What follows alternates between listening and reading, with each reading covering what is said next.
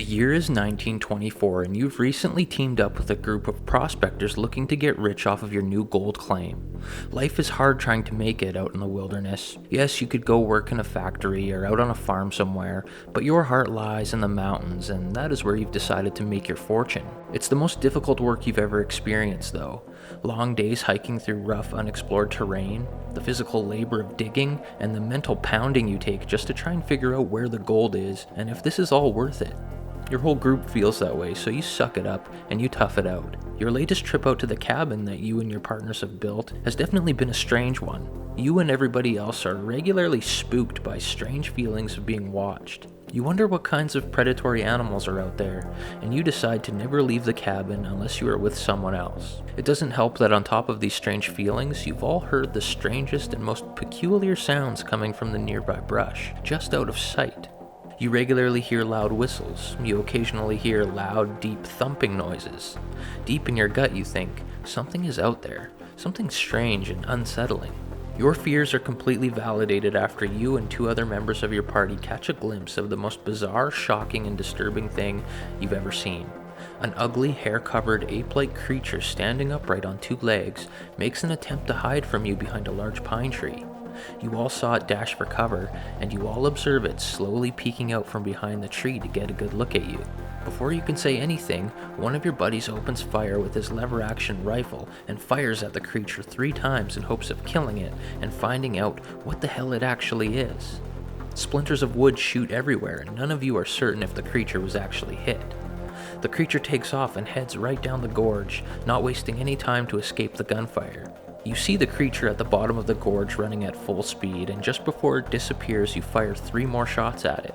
But again, you're unsure if you hit your target. The creature disappears somewhere into the gorge and out of sight.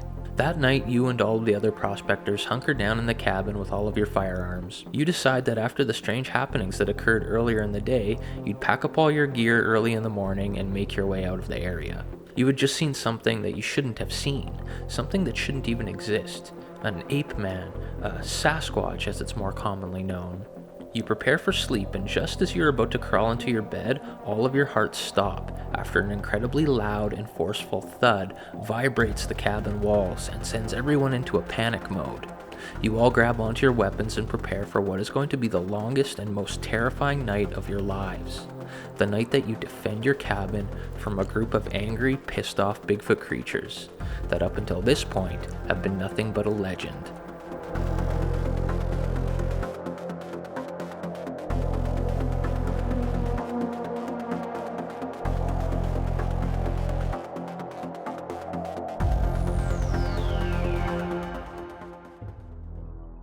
Hey everyone, welcome to Mountain Beast Mysteries. In today's video, we're going to be talking about the Ape Canyon incident, one of my favorite Bigfoot stories, and we're kind of continuing the videos I've been making that kind of relate to Mount St. Helens.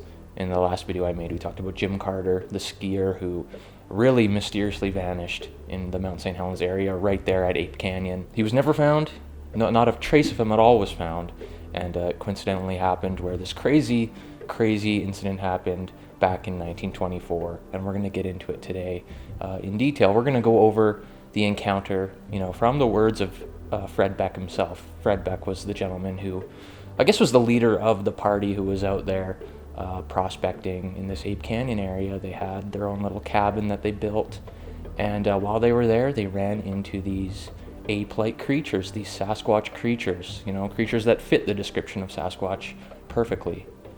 And they were in for one heck of a night. I've always loved to think that this story was true, and even today, like nowadays, I still am leaning towards this being an actual thing that happened, just because there is actual documents that have been dug up by other researchers showing that these guys were actually in that area prospecting, and for some reason they left all of a sudden, and they had just got there. They weren't there for that long. They weren't working in the area for very long, and something happened one night, and the next day they were like, nope, we're getting out of here, we're moving to a different area, this place is crazy. So before I share my thoughts on this encounter in more detail, let's actually get into the story so you guys know exactly what happened, from the mouth of Fred Beck himself. It was in the middle of July, and we had received a good assay on our claim, and everyone was excited. I remember I had a tooth that was aching, and I suggested to Hank that he should take me to town to see a dentist, but he was so enthused in the prospects of the gold mine, he barely took time to answer me. He replied that God or the devil could not get him away from there. We had all come up in his Ford, and I had no way to get to town unless he took me, so when we went back to our cabin on the north side of the canyon, I had a nagging toothache and little appetite for our evening meal of beans and hot cakes. Hank, though apprehensive, was still determined. We had been hearing noises in the evening for about a week. We heard a shrill, peculiar whistling each evening. We would hear it coming from one ridge, and then hear an answering whistle from another ridge. We also heard a sound which I could best describe as a booming, thumping sound, just like something was hitting itself on its chest. Hank asked me to accompany him to the spring about 100 yards from our cabin to get some water and suggested we take our rifles to be on the safe side. We walked to the spring, and then Hank yelled and raised his rifle, and at that instant I saw it. It was a hairy creature, and he was about 100 yards away on the other side of a little canyon, standing by a pine tree. It dodged behind the tree and poked its head out from the side of the tree, and at the same time, Hank shot. I could see the bark fly out from the tree from each of his 3 shots. Someone might say that was quite a distance to see the bark fly, but I saw it. The creature I judged to have been about 7 feet tall with a blackish-brown hair. It disappeared from our view for a short time, but then we saw it running fast and upright about 200 yards down the canyon. I shot 3 times before it disappeared from view. We took the water back to the cabin and explained the affair to the rest of the party, and we all agreed, including Hank, to go home the next morning, as it would be dark before we could get to the car. We agreed it would be unsound to be caught by darkness on the way out. Nightfall found us in our pine log cabin. We had built the cabin ourselves and had made it very sturdy. It stood for years afterwards and was visited by many sightseers until a few years ago when it was burned to the ground.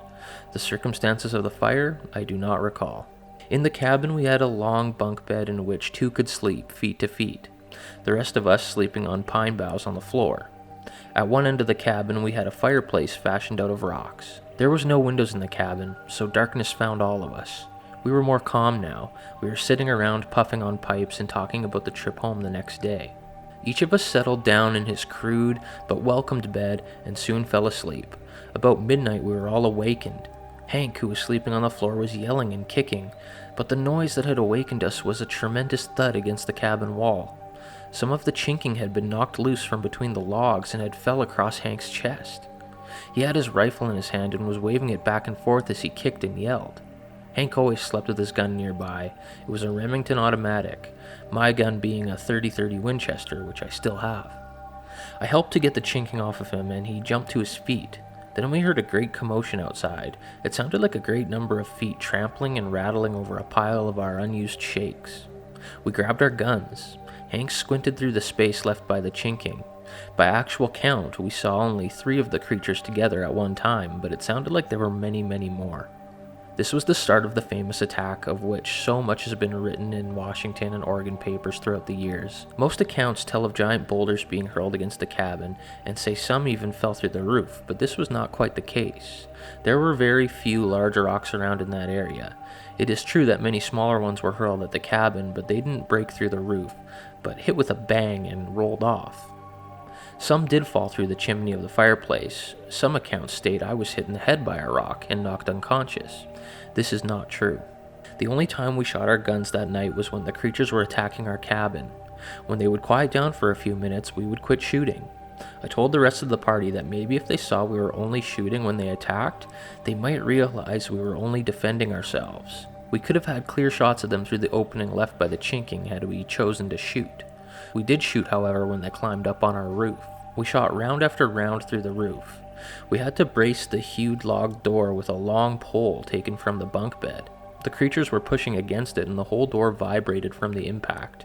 We responded by firing many more rounds through the door. They pushed against the wall of the cabin as if trying to push the cabin over, but this was pretty much an impossibility. As previously stated, the cabin was a sturdy made building. Hank and I did most of the shooting. The rest of the party crowded to the far end of the cabin, guns in their hands. One had a pistol, which is still in my family's possession. The others clutched their rifles. They seemed stunned and incredulous. The attack continued the remainder of the night with only short intervals between. A most profound and frightening experience occurred when one of the creatures, being close to the cabin, reached an arm in through the chinking space and seized one of our axes by the handle. Before the thing could pull the axe out, I swiftly turned the head of the axe upright so that it caught on the logs, and at the same time Hank shot, barely missing my hand. The creature let go and I pulled the handle back in and put the axe in a safe place. A humorous thing I well remember was Hank singing, "If you leave us alone, we'll leave you alone, and we'll go home in the morning." He did not mean to be humorous, for Hank was dead serious and sang under the impression that the mountain devils, as he called them, might understand and go away. The attack ended just before daylight. Just as soon as we were sure it was light enough to see, we came out cautiously from the cabin. It was not long before I saw one of the ape-like creatures standing about 80 yards away near the edge of Ape Canyon. I shot 3 times, and it toppled over the cliff down into the gorge, some 400 feet below. Then Hank said that we should all get out of there as soon as possible, and not bother to pack our supplies or equipment out. After all, he said, it's better to lose them than our lives. We were all only too glad to agree.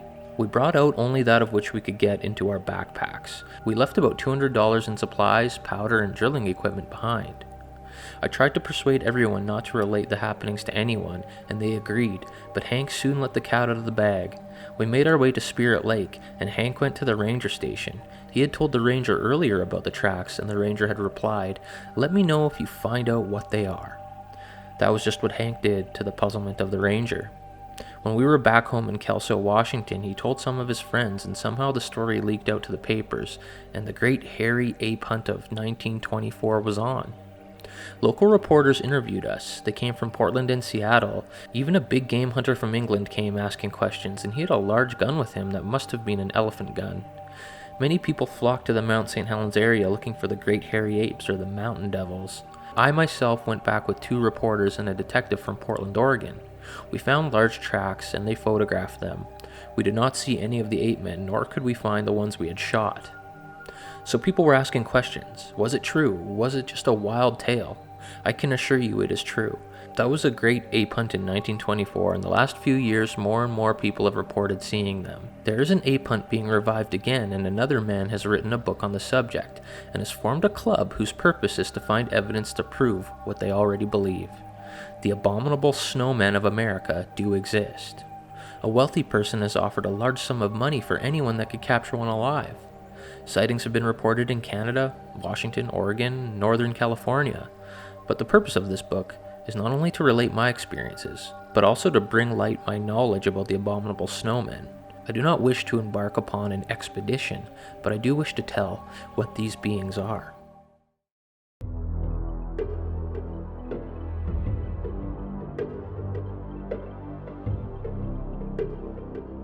Talk about a terrifying night. Like, I can't think of anything being more terrifying than that. When I go out into the wilderness and I'm actually out looking for this creature, I imagine scenarios like this. This is the nightmare scenario that I come up with in my head.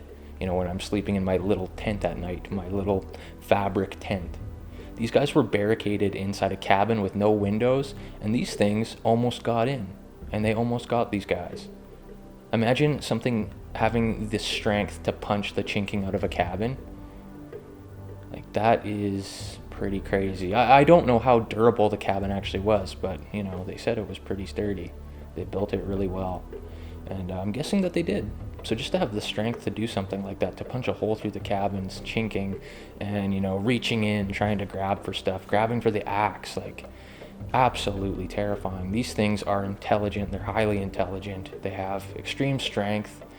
And if you piss them off, they'll come after you, apparently. It's interesting because, you know, we like to think that when we're out in the bush, if we're carrying firearms around, if we're carrying guns, these things won't appear, they won't show themselves, they're going to stay as far away from you as possible. But if you read this story, that was not the case. They were out the day before, you know, doing whatever, prospecting, and they came across one of these creatures, and they shot at it a few times. They shot at it 3 times, it went down into this canyon, and was about to take off, and they shot at it again. And, you know, that wasn't enough to scare them as a group away. In fact, they all came back and bombarded the cabin with rocks and, you know, with their fists. So, it's interesting too, because it doesn't seem like they were wounded at all. These bullets, I can't imagine these guys back then not being able to hit the target at all, you know? I understand in like a high pressure situation, it is very difficult to hit a target, but it's weird to think that none of the bullets had really any effect on it. And you hear that in a lot of Bigfoot stories. In most Bigfoot stories where these things are shot at, you hear that, you know, the bullets didn't have an effect on the creature. They weren't wounded. There was no blood. And that is really bizarre. That would kind of lead a person to believe that there is some weird supernatural or paranormal element to the Bigfoot. But, you know, it is also possible that they are just really thick-skinned, I guess, and really tough, and maybe the bullets just can't get through them, that seems really weird to me. When you think about something like a British .303 rifle, that rifle has hunted pretty much every species of big game on the planet at one point in time. You know, like even animals as big as elephants, a British .303 has dropped. So to think that, you know, just even like a 30-30, it's not a very powerful cartridge, but to think that that wouldn't like harm a Bigfoot doesn't seem right to me. That's the only thing that's really weird to me about the story, is that weird sense that these creatures can't be harmed by our weapons. And then at the same time, there are a couple stories where people have claimed that they did kill Sasquatch, so, you know, who really knows? But just imagine being in that cabin. You know you saw one of these things earlier, you shot at it, you don't know what's going to happen. You guys know that you don't know what's going to happen. You know you want to leave, but it's going to be dark soon. You have to wait until morning. You know you have to stick out the night. You don't know what's going to happen, if it's going to come back. When I imagine what the atmosphere in that cabin was like before the attack started, I imagine it being like pretty creepy, and I imagine everyone being on edge. You know, no windows in there. They probably had some lanterns lit or whatever. And I would like to know, I would like to have heard the discussion that was going on before the attack happened, you know, just to get a sense of what everyone was thinking. And then the attack happened, and it was just all throughout the night, these things kept coming at them, and they kept shooting through the roof when they were on the roof. And these things were throwing rocks at the cabin all throughout the night, down the chimney, you know, on top of the roof, some bigger boulders at the cabin walls. Just must have been an absolute nightmare. And the cool thing is that afterwards, after the attack happened, other people were brought to the site to, you know, see the area and to check things out. And there's tracks everywhere that were documented. And the first person to find out that anything happened was like a forest ranger, which is interesting. Like when a lot of people have Bigfoot encounters nowadays, they don't really go to like the forest ranger or like conservation officers or people like that. They just go home. They maybe tell their friends if they're comfortable, or they go online and they'll share their story online. You know, it must have been serious, and these guys must not have known what was going on or what these things were. You know that because they went to the forest ranger, you know, some sort of law enforcement, to find out, you know, if they knew what this thing was, if they could find out what this thing was. Because, you know, if you're going to pull a prank, if you're going to pull a hoax, you're not going to go to law enforcement and do it unless you're an idiot.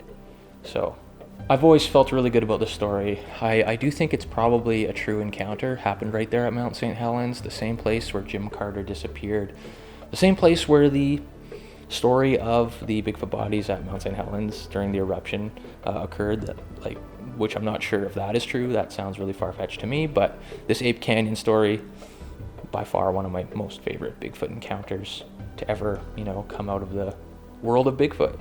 And it's really well documented, and it hasn't been disproven yet. So that's all I have for today's video. Let me know what you guys think of the Ape Canyon incident down in the comments. If you have any other thoughts or ideas about it, let me know. You know, because sometimes when I read the stories and I try and learn about them and research them, I do miss stuff. So let me know in the comments below. Thanks for watching. We'll see you next time on Mountain Beast Mysteries.